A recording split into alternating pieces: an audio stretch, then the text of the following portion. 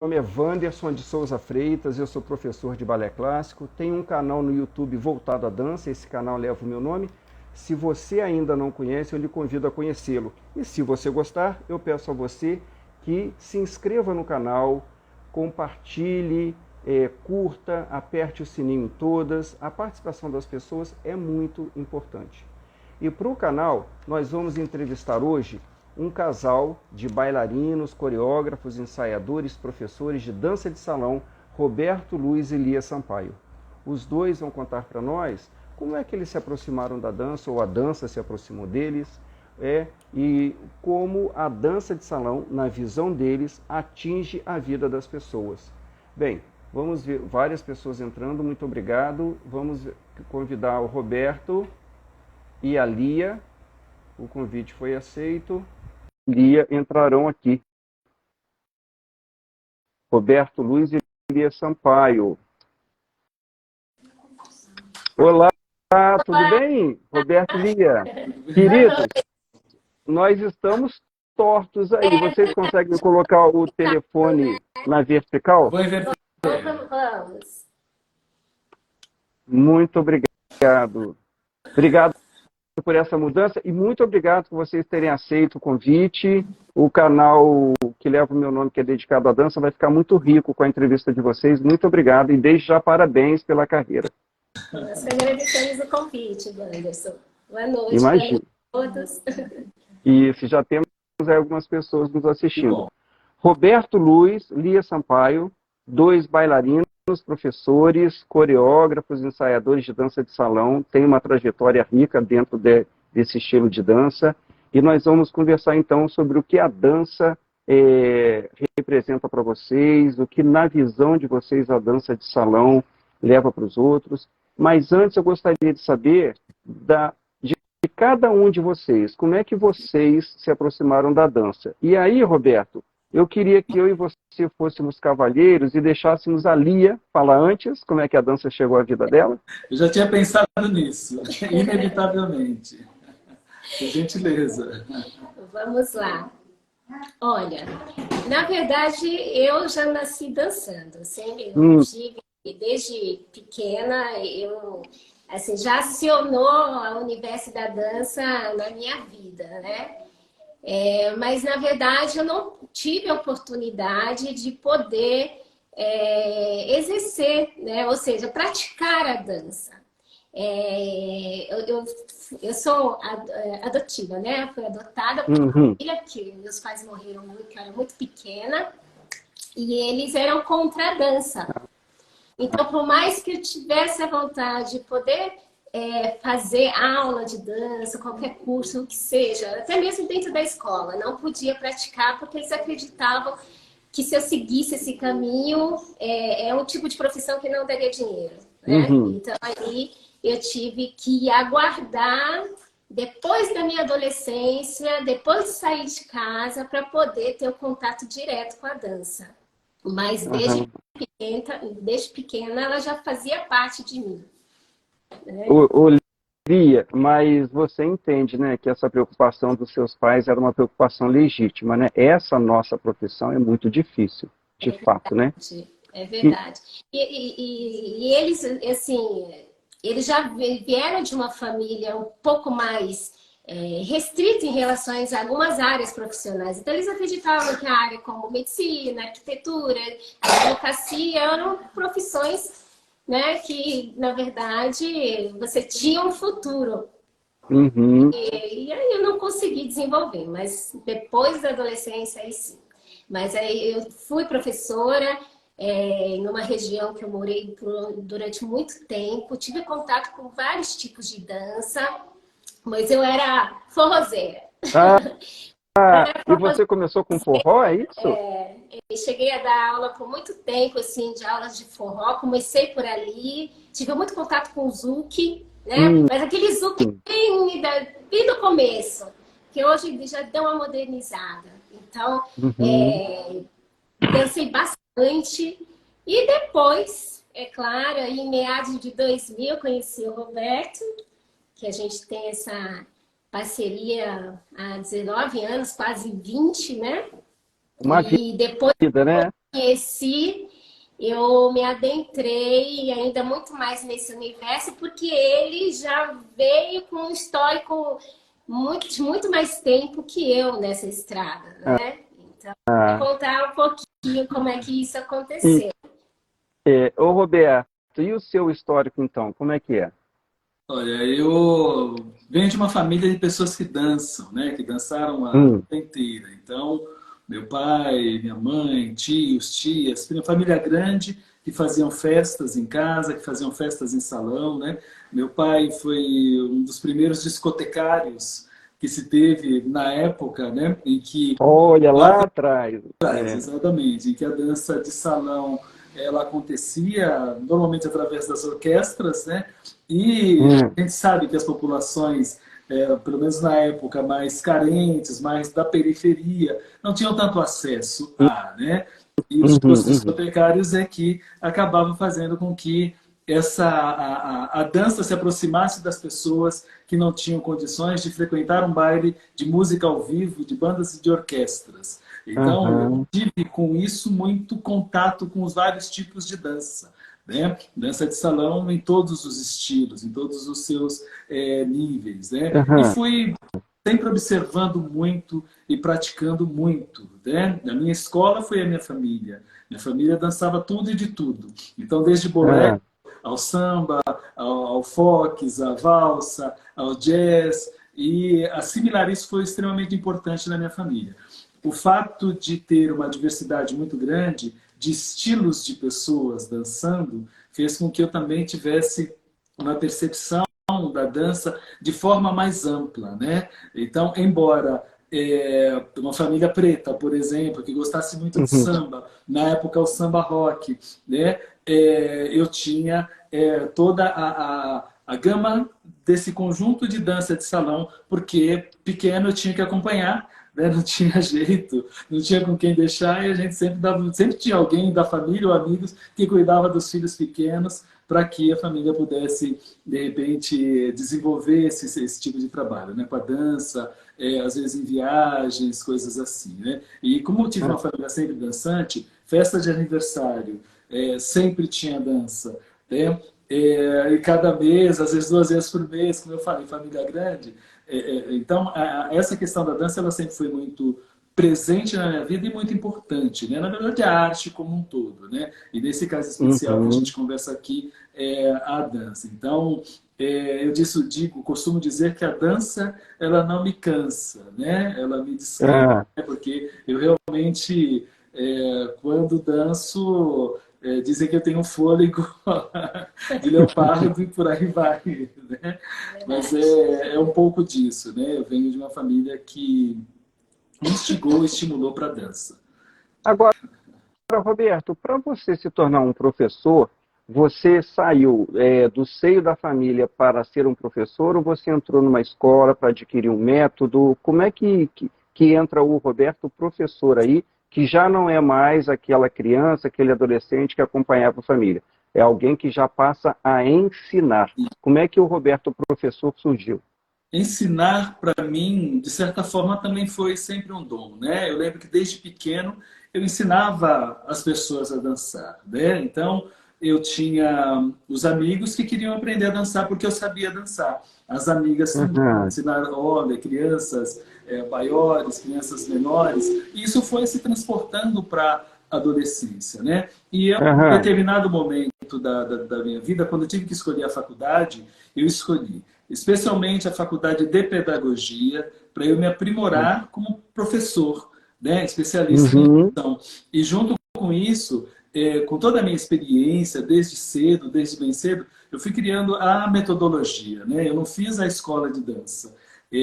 A escola de dança que eu tive foi realmente a família e tudo aquilo que era adjacente à família, né? Onde a família estava, quando eu participava de determinados eventos, eu estava presente, dançava, tentava e conseguia. Eu nunca tive dificuldade para aprender a dançar. Então, o professor ele se torna, de fato, professor quando eu ganho a minha formação para entender um pouco mais da questão da didática e da metodologia de ensino, mas era uma coisa que eu já trazia, né? E uma das coisas que eu aprendi muito no que diz respeito a ensinar a dança é a questão da paciência, né? Da paciência e entender que na dança a gente erra para acertar, para depois não mais errar. Né? Ou seja, você aprende, as pessoas têm dificuldade de aprender a dançar, elas acham que estão errando, mas na verdade elas estão aprimorando a sua capacidade de acertar. Depois elas aprendem a dançar, não esquecem mais aquele passo. Porém, a dança ela é quase infinita e talvez infinita. Então tem sempre um novo passo, uma nova criação que exige um novo aprendizado, ou seja, os desacertos para você alcançar o acerto e depois daquele ponto ir evoluindo. Então eu entendo a dança dessa forma, né? Quando eu penso na questão da metodologia, ela vai por esse caminho, né? A paciência e entender que, de acordo, é claro, com o potencial de cada um, especialmente da questão da velocidade, todas as pessoas são capazes de aprender a dançar. Então, eu queria tocar nesse ponto. Dentro da minha área, que é o balé clássico, a chamada dança acadêmica, existe uma frase que é muito cruel, que diz assim: ah, fulano gosta da dança, mas a dança não gosta de fulano, ou seja, fulano jamais vai conseguir o que ele quer. Aí, você está dizendo sobre a questão da paciência, que é fundamental para quem quer ser professor, ser um bom professor. Isso. Você acha, então, que todas as pessoas, de fato, podem dançar independente do talento maior ou menor? Precisa o quê para a pessoa dançar? Para vocês dois, para você e para a Lia. Claro. Você quer falar ou quer que eu continue falando? Não, pode ir, você tá. Assim, todas as pessoas elas têm exatamente esse potencial de dança. Eu sempre acreditei nisso e a minha vivência e experiência com dança me fez testar isso. Né? Pessoas que recentemente, por exemplo, nós tivemos um aluno que ele nunca tinha dançado na vida. Nunca. É um professor acadêmico de sociologia da USP e que tinha, claro, uma vontade muito grande de dançar, mas nunca tinha dançado.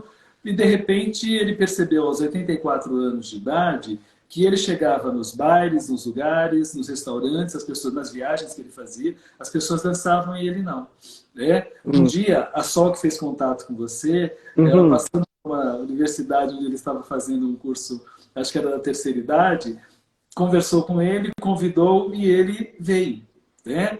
E ele que tinha pressa, na verdade, de aprender. Né? Então a gente fala, se você tem pressa, a sua dedicação ela precisa ser mais intensa e mais constante.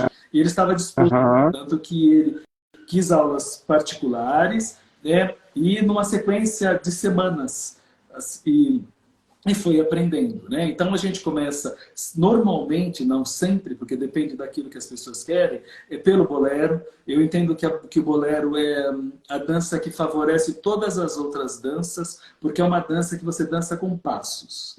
Bolero é uma dança de passos, né? A gente vai dançar a gafieira, você tem uma marcação para depois dar um passo. Você dança tango, a base você começa com um passo para trás, que não é o passo de fato que a gente não anda para trás, né? Depois você vai para frente, é claro. Você vai dançar o soltinho, você vai dançar abrindo para o lado, ou seja, dá um passo para o lado, mas o bolero não, né? É passo para frente, para trás, quando você de repente faz os giros, você também está fazendo giros com larguras dos passos, né? E aí eu sugeri para ele que a gente começasse pelo bolero, e perguntei que outras danças ele gostaria de dançar. Então ele quis fazer exatamente o soltinho, o forró, né? E a outra dança eu não me lembro qual foi. Soltinho, forró e o sertanejo. E o sertanejo, né? Porque... Olha, eu só queria, desculpa, eu queria abrir um parênteses aqui para falar que Marisa Cagno Alvarez está dizendo que é uma maravilha o que vocês estão dizendo aqui. Deve ser aluna de vocês, eu não sei, Marisa. Nossa, que maravilha. Então, e aí nós começamos o trabalho com ele, né? Ele tinha toda a coisa que as pessoas que nunca dançaram têm. Né? Então você tem que mudar primeiro a forma da pessoa pensar, né? E fazer ela acreditar nessa possibilidade. Então ensinar a pessoa primeiro a caminhar, né? Ou seja, a caminhar primeiro, né? E depois a caminhar na passada da melodia, né? Começou, na verdade, a fazer ele perceber que, para dançar, você precisaria aprender a escutar a música. E escutando a música, você aprende o tempo, né? Você aprende a métrica, na verdade, da dança. E fizemos esse trabalho, né? Só não vou me alongar aqui. E ele aprendeu as danças, né? Aprendeu com toda... não para ser um exímio dançarino em tão pouco tempo, mas aprendeu as bases e os passos mais importantes das danças que nós acabamos orientando ele. Então, as pessoas podem aprender a dançar, depende daquilo que ela almeja, né? Então, a gente tem, por exemplo, fazendo uma analogia com futebol, o time de futebol que tem craques, mas que tem jogadores que não são craques, mas que são essenciais. Exato. E na dança também nós temos assim, aqueles que são exímios dançarinos, mas aqueles que dançam e no salão, às vezes até pela simplicidade, encantam, pelo desafio, pelo esforço, pela disciplina com a qual eles dançam, né? Então eu creio nessa... creio e assim, e como eu disse, além dessa experiência tem outras, né? Como uma forma de comprovação dessa possibilidade. Então, Roberto, Lia, aqui tem um elogio a vocês de Mazereunice, dizendo que vocês são muito competentes. Grata, Eunice, amiga nossa também. Maravilha, sejam todos bem-vindos. Foi aluna. Roberto, foi aluna? Aluna também. Roberto e Lia, a gente pegando o gancho aí desse professor, eu que de 74 anos, é isso? Você entende bem? 84. Pegando o gancho dele, houve uma transformação emocional dentro dele, vocês perceberam isso? A gente vai falar de como a dança de salão leva alegria para as pessoas, né? Aí vocês percebem isso? Percebemos. Isso é nítido. Principalmente a pessoa, ela chega aqui e ela é totalmente crua, né? Porque existem dois tipos, né, de pessoas. Tem as pessoas que elas dançam, mas aquelas pessoas que vão aos bailes, né, sabem o básico. E tem aquelas pessoas que nunca tiveram contato com o que é a dança de salão. Então, quando elas chegam aqui, tanto aqueles que já dançam, como aqueles que não têm essa prática, no decorrer do tempo, é claro, a dança por si só já é transformadora. Qualquer pessoa que tem contato com a dança, ela sente essa mudança, né? Não só no corpo físico, mas inclui aí, cria uma ramificação, porque ela vai para a vida pessoal, emocional, mental, né? Então há um equilíbrio depois. E é claro, a felicidade, a alegria, a satisfação de poder se desenvolver é muito grande. E a gente vê isso, assim, né? Em cada aluno. Porque existem as crenças, né, Wanderson? Às vezes, as pessoas, a crença, ela é limitadora, né? Então, quando você deixa um pouquinho de lado isso e se permite... se entregar a novas experiências, e a dança, para mim, assim, tanto quanto o Roberto, assim, tá no ápice daquilo que se diz do bem-estar para o ser humano. É tão interessante que, ou seja, o tema é a alegria. Nós damos aulas, e hoje nós damos aulas para um casal, né, que nos procurou, e sempre a gente pede para as pessoas dizerem uma palavra que reflita aquele momento. E tanto uma do casal, quanto um do casal, seja, os dois, eles disseram a palavra, qual é a palavra de hoje? E a palavra foi alegria. Olha! Espontaneamente ela produz isso, né? E essa alegria, Wanderson, é mais do que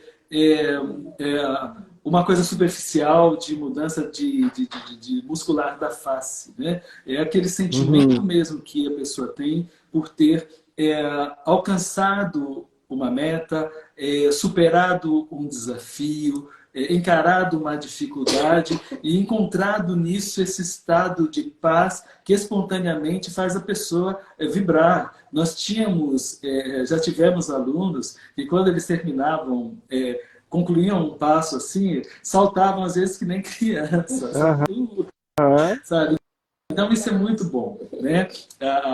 Esse lado terapêutico que a dança tem, né? Que não é só terapêutico, mas ela inclui na vida da pessoa esse bem-estar, né? Os bens que muitas vezes as pessoas têm a dificuldade pelo dia a dia e pelas vicissitudes do dia a dia de manifestar espontaneamente. Então, às vezes, descobrir que é capaz de sorrir e de ser tão espontâneo na sua alegria a ponto de fazer como a criança faz de forma maravilhosa, que é sorrir com facilidade.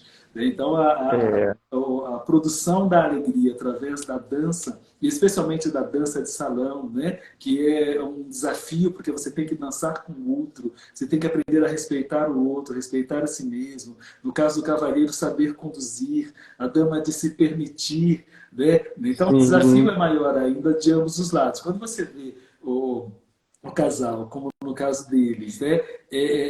Manifestando isso, é o pago do nosso serviço, sabe, do nosso trabalho. É maravilhoso. A gente tem no Brasil hoje programas de televisão que mostram isso. As pessoas, não os professores, mas os artistas, modelos, cantores que são convidados, eles dizem isso. Para mim é um desafio, eu nunca dancei e estou me sentindo muito bem por me ver sendo desafiado ou desafiada. E quando termina a apresentação nesses programas, a plateia vibra, não é? E tem aquelas notas que são dadas por quem está de casa, ou seja, essas notas traduzem também como é que a dança mexeu com essas pessoas.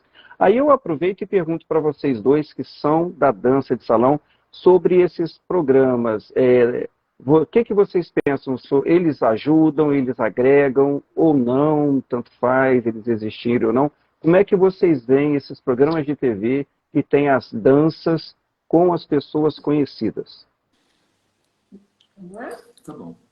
Então, Anderson, eu acho extremamente importante, né? Porque eu acho que reproduz um pouco daquilo que é a vontade de muita gente. E a gente sabe que o artista ele tem um peso bastante grande na formação emocional, na formação da consciência, na formação social das pessoas. Quando a gente tem a possibilidade de ver, né, artistas de novelas ou de mais variados programas, né, e atuações dentro da arte, aparecendo com a dança, demonstrando muitas vezes essa dificuldade, e ao mesmo tempo essa conquista, né, a gente vê o quanto isso é importante. E uma das coisas mais importantes, no meu entendimento, até mais do que o voto do júri, né, que muitas vezes vai observar o aspecto técnico daquilo que está sendo colocado, e o júri artístico que está lá vai normalmente corroborar com as notas 10 e por aí vai. Mas eu entendo que essa percepção do público que é a mais importante, né? Porque é ele que vai sentir, é ele que vai traduzir aquilo que de repente acontece quando você está num baile de dança de salão. Muitas pessoas não vão lá para dançar num primeiro momento, embora queiram, mas elas estarão lá observando outros dançarinos, aprendizes, iniciados, tarimbados, experientes, e ali são como espectadoras, vendo, né, observando, se instigando para um dia querer dançar. Né? Ou seja, é o público dando a sua nota. E normalmente é uma nota elevada. Não é uma nota única, pode ser 9,9, 9,8, não é só 10. Ou só 8,4 até 8,7. Né? Normalmente é uma nota assim, que vem do coração. E é arte. A arte é para isso, né? A gente está no salão, a gente dança, mas normalmente a gente não se vê dançando. Talvez a grande sina, o grande pecado para o artista, não necessariamente pecado, mas a gente não tem a capacidade de a gente ver aquilo que as pessoas apreciam e admiram, porque a gente está fazendo exatamente a arte. Então, quando a gente ver o público gostando disso, apreciando e aplaudindo, significa que é um bom caminho, né? E eu vejo essa participação, né, esse empenho da televisão, em pelo menos, assim, um empenho, é claro que é mínimo em vista daquilo que pode fazer com a dança, mas só o fato de mostrar, no meu entendimento, já é alguma coisa que faz com que se produza mais dançarinas e dançarinos da dança de salão e, consequentemente, a gente torne, aproveitando o tema do programa, a vida mais alegre e, consequentemente, mais feliz. É verdade. Eu tive o prazer de ter 3 alunos desse programa da Rede Globo, e um agora está ali, atualmente. E eu fico muito feliz de saber que, de alguma maneira, eu contribuí para aquela performance dele, que atinge a plateia. É muito bom, né? A gente que é professor gosta de ver um aluno bem-sucedido, né, Roberto e Lia? Com certeza, é verdade. Olha, pode falar, Lia, desculpa. Não. Então, só assim para complementar, né? Os programas que estimulam através desses campeonatos, concursos, né? Onde os espectadores têm a chance e a oportunidade de ver essa arte, o desenvolvimento dos dançarinos, eles têm sim, têm o aspecto positivo do estímulo, mas também tem aquele desafio, né? Puxa vida, eu nunca vou dançar como aqueles, como aquela dançarina, como aquele dançarino. E eu acho que aí que é um ponto fundamental para que as pessoas possam, a partir desse pensamento limitante, sim, existem os dançarinos profissionais, mas é pegar dentro desse desafio e trazer para você, né? Porque eu falo isso porque muita gente, assim, que nos acompanha, que vão nas apresentações, falam isso, nossa, eu nunca vou dançar assim. Ah, será que eu vou dançar um dia assim? Então, essa incógnita, né, essa pergunta, é algo desafiador para aqueles que também estão vendo. É uma arte, mas tudo na vida é desafiante, né? Como a dança. A dança é um desafio. Mas a partir do momento que você deu aquele primeiro passo, puxa, tá lindo, eu quero dançar também. A partir do momento que você já abre que esse espaço, eu quero dançar, e você procura chegar até a dança, aconteceu. Aí já aconteceu, né? Então, esse estímulo é importante, sim, através dos programas. E a arte como um todo, como a criatividade, ela é estimulante para quem vê, né? Muito. Muito. Olha, nós temos aqui a participação do Kiko Guarabeira, que é um extraordinário professor de jazz dance, já trabalhou na Europa, Estados Unidos. Ele está dizendo que ama a dança de salão, e olha que a experiência dele em dança é vasta. Ele ama a dança de salão e pretende fazer aula um dia de dança de salão. Esse é o Kiko. E temos aqui, eu acho que eu me perdi aqui, olha, tem várias pessoas, uma aluna minha do México entrou, Ivone, que ótimo. A Manu, Ginasta Brasil, dando os parabéns a vocês. Né? Que ótimo! E aqui a Mazê Eunice, que está dizendo que está amando aqui a entrevista. Muito bom. Fiquem aí, participem, façam perguntas. Bem, Roberto e Lia, voltando ao trabalho específico de vocês, vocês divulgam vários valores dentro desse trabalho, e um desses que vocês preconizam é a vanguarda. Como é que entra a vanguarda no trabalho de vocês? A vanguarda é a gente entender que existe um aspecto da tradição, da qual a gente, por exemplo, não abre mão, né?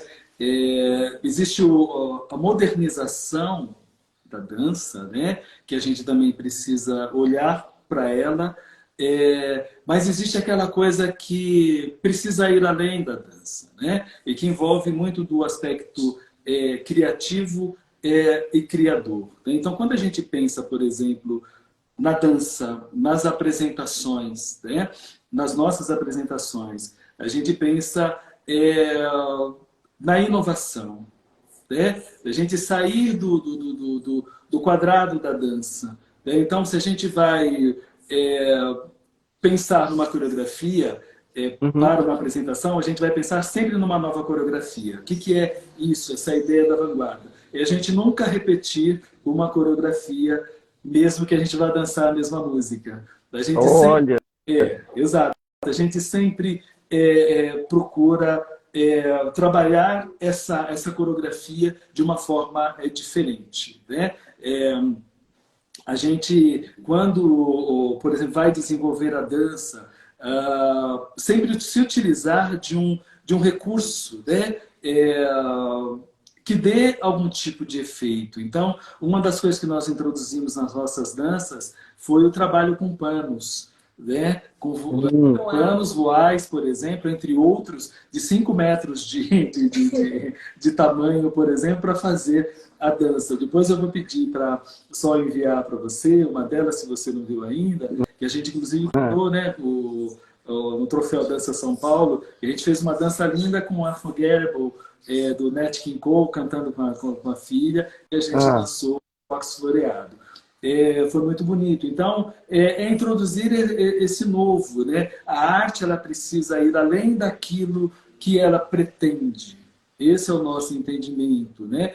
Tanto na dança quanto na formação. Então, na formação dos nossos alunos, e eles sabem disso, além de ensinar aquilo que é a base, o tradicional, não importa se o nível é básico, é intermediário ou é avançado, mas a gente sempre vai dar a eles a possibilidade de que existe algo a mais que pode ser acrescido ou introduzido àquilo. Né? De um passo que você desenvolve aprende a desenvolver, podem sair muitos outros. E muitos desses passos, às vezes, uma das coisas que a gente ensina é que eles podem surgir de erros.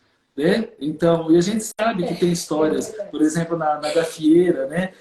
O passo que é a enceradeira, conta-se a lenda que a pessoa estava caminhando no baile e de repente ela escorregou, apoiou numa pilastra e fez um movimento de pés ali, e virou um da gafieira. Né? Essa é a história que se conta. E a gente percebe que na prática isso também pode acontecer quando você desenvolve o trabalho e a gente observa isso o tempo todo. Ou seja, se o aluno errou, muitas vezes fala, espera, né? Vê o que pode sair daqui, né? E o que isso pode se transformar. Então, a vanguarda é exatamente nesse sentido, né? É ter esse olhar além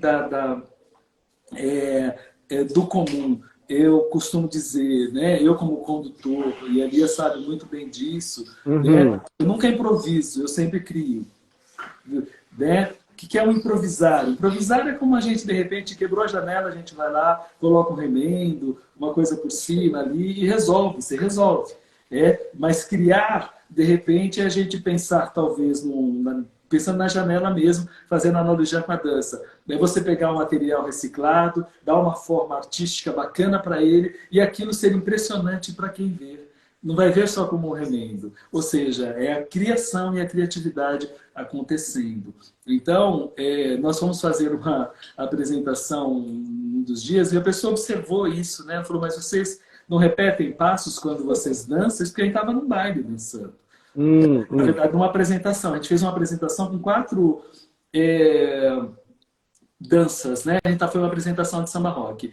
Então, nós usamos 4 músicas, 4 variantes do samba rock e sem repetir um passo. Por quê? Porque a música ela vai dizer o que ela quer. Uma das minhas frases, por exemplo, é assim, eu penso quando eu estou dançando, o que essa música quer que eu danço? Ou como essa dança pretende que eu a dance? E aí eu sei como eu vou conduzir. E quando você tem uma parceira talentosíssima como a Lia, não fica difícil. Ela nunca sabe o que eu vou fazer. Isso é verdade. Eu ia perguntar isso ali. Já foi pega de surpresa várias vezes? Mas antes de você responder, eu quero mostrar a participação das pessoas aqui. Sim. Da Lia, que está dizendo que é um orgulho ser aluna de vocês, porque vocês são professores maravilhosos, um casal nota 1000. A Lia está dizendo isso. E o Kiko faz uma pergunta de profissional.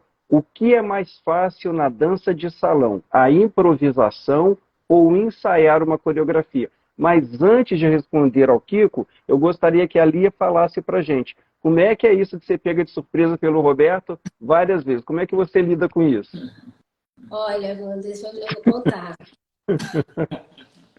Quando eu conheci o Roberto, eu já conheci ele dessa forma. Na verdade, por exemplo, o samba rock era um ritmo que na minha época eu nunca ouvi falar e não tive contato. Então, já iniciei, quando eu conheci, na verdade a gente se conheceu, a gente não sabia que um e o outro se dançava, viu? A gente se conheceu e através de uma dança é que nós descobrimos que um dançava e o outro também. E aí, daí a gente adentrou, né, nesse universo da dança. Mas com o samba rock, ele já fazia isso comigo. Então, ele que me ensinou. Só que me ensinou de uma forma já totalmente... Exatamente. Não é comum... Vanguardista. Já não era o comum, né, das pessoas dançarem. E essa criatividade dele foi o ápice também do meu desenvolvimento como profissional e como assim desse potencial que eu tenho da dança, foi exatamente por conta disso. E ele faz isso até hoje. Então, às vezes as pessoas acham que é até uma coreografia, e não é.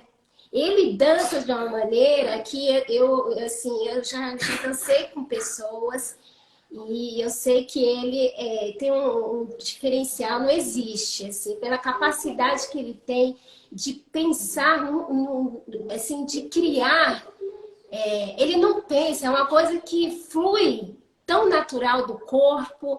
Intuitivo. Porque a gente sabe que o cavaleiro, para ter uma condução, né, ele tem que pensar, bom, estou fazendo isso, eu já vou entrar nesse passo. Existe na maioria existe até uma sequência. Deixa eu começar aqui, aí ele já pensa no próximo, que já pensa no próximo. Essa forma criativa, essa soltura, eu acho que é um dos nossos trabalhos, né, em potencial como professores, é fazer isso ser desenvolvido nas pessoas. Porque uma coisa é você saber dançar os passos básicos. Outra coisa, como o Roberto disse, é dos passos básicos, você fazer isso. É acreditar que você pode mudar e transformar aquele passo em outros, né? E descobrir seu corpo. O segredo tá. Você descobre o seu... Tira as pessoas da zona de conforto. Isso. É um susto, né? Isso. Olha, Deixa eu responder. e a pergunta aqui... Oi, desculpa. Não, vou responder para o Kiko. Isso.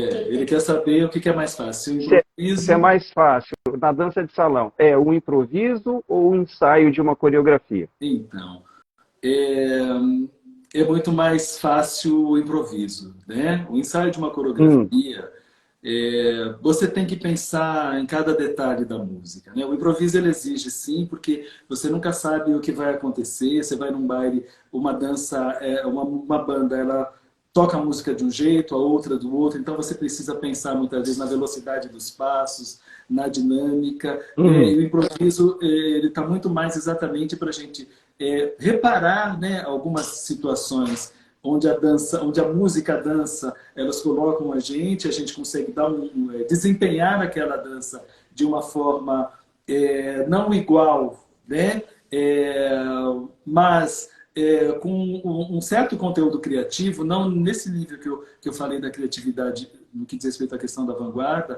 E a coreografia a gente tem que pensar o tempo todo, né? Porque pelo menos quando a gente constrói a coreografia, a gente tem que pensar nas pausas, você tem que pensar no que aquele momento pode permitir a você, como dançarino, criar determinados passos, né? Você precisa ter normalmente o tempo certo para esse desenvolvimento coreográfico. E se é um desenvolvimento coreográfico, por exemplo, para uma apresentação, isso envolve um conjunto de fatores. Às vezes, um camarim que você tem que é bacana, ou um lugar que não tem um camarim que é legal para você se organizar. O palco, que quando você chega ali não é nada daquilo que estava na foto, né? Então, aí você tem que... a coreografia, se ela foi bem trabalhada antes, né? Com esse pensar, você não vai ter tanta dificuldade. Você não vai precisar, na verdade, nem improvisar, né? Então, o improviso, muitas vezes, ele vai surgir da dança de salão quando determinadas situações ou condições elas propõem para a gente uma nova ação na dança, mas a coreografia é um caso de pensar, né? Pelo menos no nosso entendimento, né? Então seria mais difícil coreografar? O improviso é muito mais tranquilo, né? Né? Porque a coreografia é o que eu falei, você tem que pensar o tempo todo e no dia seguinte, quando você acorda, se você está montando, já surgiu uma nova ideia e você tem que encaixar. É como escrever um livro, né? Às vezes você escreve um livro de 500 páginas, mas ele tem que ser editado em 120. Então, na coreografia, a gente tem, às vezes, muitas ideias, mas você tem que reduzir, às vezes, a 3, a 5, a 7, a 10, a 15 minutos. Né? Então, ela dá um pouco mais de trabalho. O improviso é necessário, em boa parte das vezes, porém, ele é mais tranquilo na dança de salão. Tá. Ô, Roberto e Lia, eu queria que vocês falassem sobre o que seria a web novela de vocês. Ótimo. Maravilhosa pergunta. A web novela, Wanderson, ela surge para eu, partir de mim, é claro, né? Uma forma de homenagear a minha família, a minha tradição familiar, mas especialmente ao meu pai, que foi uma grande referência para mim na dança em todos os aspectos, especialmente no samba rock. Então, a primeira ideia é construir essa web novela do samba rock e depois construir uma web novela falando da dança de salão.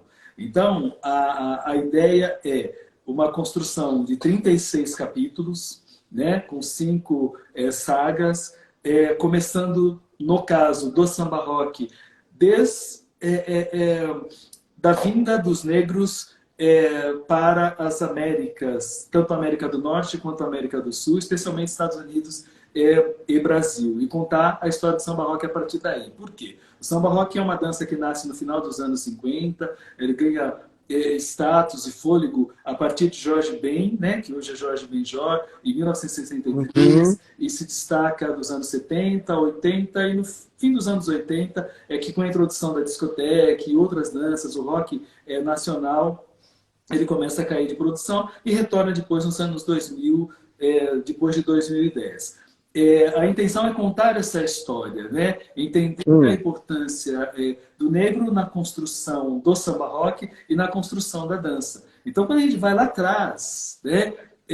Os negros foram escravizados, eles vieram para o Brasil, foram para os Estados Unidos e lá desenvolveram seus estilos. Vamos pensar assim em dois ritmos clássicos, o rock e o samba. Rock dos Estados Unidos, o samba do Brasil.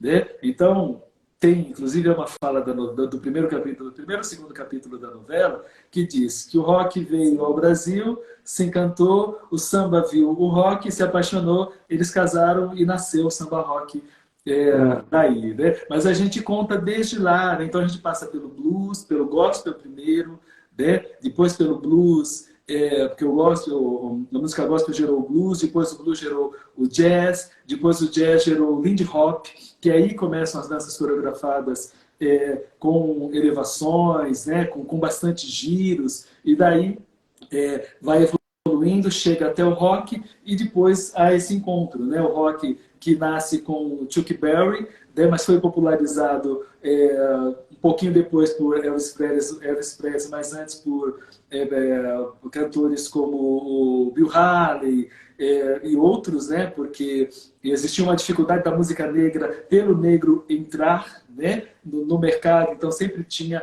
uma boa alma branca, né? Para ajudar. O Elvis Presley é um exemplo disso, sim, né? Sim, né? A introduzir um ritmo que era um ritmo dos negros. Né? E a evolução, assim como ocorreu no Brasil, né? O samba, quando ele surge, ele era discriminado, ele teve que ir para a elite, para a alta sociedade para poder aparecer, e a maioria das danças é assim, né? Ela começa na periferia, nos bordéis, no campo, né? A história da valsa é isso também, a primeira dança de salão, né?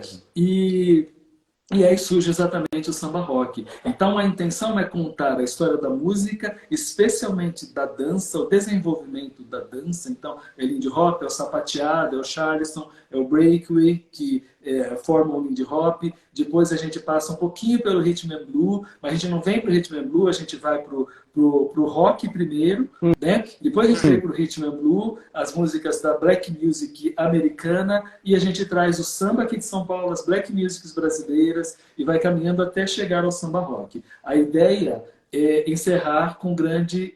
Não vou dar esse spoiler. Mas, Roberto, por favor. Ô, Lia, fala para ele falar. Não fala não. Ô, Roberto, eu vi aqui... Não. Para você em primeira mão, quando a gente estiver quase concluindo, para você dar esse spoiler. Tá? Eu vou fazer isso. Olha, e aí, me lembrei aqui do Leandro. Sim, fica à vontade. Não, mas é que eu me lembrei do Leandro a gente criar uma novela mesmo. Então, foi produzida em casa, né? Esses capítulos, começou durante a pandemia e a gente continua produzindo. Fizemos 2 capítulos já, que estão na internet, e tem mais 30 para acontecer. Que maravilha! E como é que as pessoas acham na internet? Qual é o nome? Como é que elas acham? Olha, está no YouTube, tá? E na nossa página oficial da RL Dança Espetacular 2, que aí é lá no Facebook. Tem os links lá. Mas às vezes a gente posta assim, um pedacinho, um trecho, aí direciona o link para quem quiser ver a web novela completa. Aí direciona. A gente pode, na verdade, depois colocar na sua página para as pessoas acessarem. Elas vão ver os 2 capítulos, se não tiver problema, tá? A gente coloca para você, para os seus espectadores, web espectadores, né? Porque é uma coisa... Então, e eu faço... já começo com uma homenagem, né? Agradecendo ao meu pai, e depois aí a gente... Mas no YouTube, como é que as pessoas acham? Escrevendo Roberto Luz e Lia Sampaio já vai direcionar para a nossa página. Ou tá ótimo. pelo nome da escola, que é RL Danças, um Espetacular 2. Mas como as pessoas já é o Roberto e a Lia, digitando lá já vai aparecer a nossa página. E aí tem os vídeos lá, é fácil. É mais fácil, né? Olha aqui, mais elogios para vocês. De Deise Queiroz, acredito que esteja falando do trabalho na web novela. Linha do Tempo da Dança, que ela gostou muito, está aqui. Tieca Flor, aprendendo muito com vocês e dando os parabéns a vocês. Muito bom. Roberto e Lia, vocês têm alunos, falando um pouco mais do trabalho docente de vocês, a partir de que idade? São todas as idades, mas a gente tem enfatizado, Wanderson, o trabalho, até por conta da busca, dessa mudança social, né? Das pessoas mais maduras. Tá? A gente trabalha com todas as idades. Mas as pessoas a partir do 50, 60, 70, 80, ou seja, a chamada terceira idade, a gente tem uma ênfase nessa direção. Mas não só, tá? Nós temos alunos de todas as idades ensinando a dança de salão a partir daquilo que é o clássico, né? A nossa intenção é sempre ensinar o clássico para que as pessoas possam entender um pouco do quanto essa dança é charmosa, do quanto a dança de salão ela é elegante, do quanto ela tem estilo, do quanto você aprender a dançar a dança de salão, você vai aprender a ser um cavalheiro melhor e uma dama melhor também, porque a gente ensina muito de etiqueta, né, dessas coisas. Então a gente trabalha com todos os alunos com ênfase nas pessoas mais maduras, por conta exatamente daquilo que eu disse, né? Hoje as pessoas estão buscando muito isso, porque há muitos salões abrindo espaço para que boa parte das pessoas dessa idade, que em função da própria cultura social não tiveram tanta chance, especialmente as mulheres, de sair para dançar, hoje buscam mais, então a gente divulga bastante nesse sentido para os alunos. Você vê que a própria Lia teve dificuldade de começar a dançar, né? Então a gente... Não é isso? Também. Olha, eu queria agradecer muito a vocês por esse bate-papo. A gente está encerrando, porque o Instagram ele determina o tempo, né? Não somos nós. Agradecer muito a participação de vocês. Foi uma entrevista maravilhosa e eu desejo muito sucesso. E eu queria que vocês dessem aqui o serviço, onde é a escola de vocês, o endereço, o nome. Fiquem à vontade, por favor. Tá bom. Olha, primeiro assim, agradecemos muito, né? participado aqui, grata pelo convite, agradecer ao nosso público que está acompanhando a gente, que bom que vocês estão presentes. E a nossa escola fica aqui no bairro do Ipiranga, fica na zona sul de São Paulo, na rua Cipriano Barata, e tem nossas redes sociais, que é no Facebook, no Instagram, YouTube. É só digitar Lia Sampaio, Roberto Luz, vai aparecer tudo. Então é de fácil acesso. Aqui pelo Instagram mesmo, já tem o link, tem o telefone. E a nossa assessora é a Sol, né? Vou até deixar simpaticíssima. Sol, muito obrigado pela sua participação, por ter feito essa ponte. Muito obrigado. O telefone? Aí temos o telefone, que é direto com ela, que é o 11 951149357. E é só deixar o recadinho, que assim que possível ela já retorna. E muito grata. E aí nós vamos voltar com a Eve Novela um pouco mais. Eu também quero agradecer, né? A entrevista foi muito calorosa, né? Você é uma pessoa bastante agradável, né? Quando muito obrigado. Abre esse espaço para conversa e a gente fica bastante feliz com isso, né? A gente tem um trabalho de produzir a dança de salão para as pessoas dançarem, mas dançarem além da dança, tá?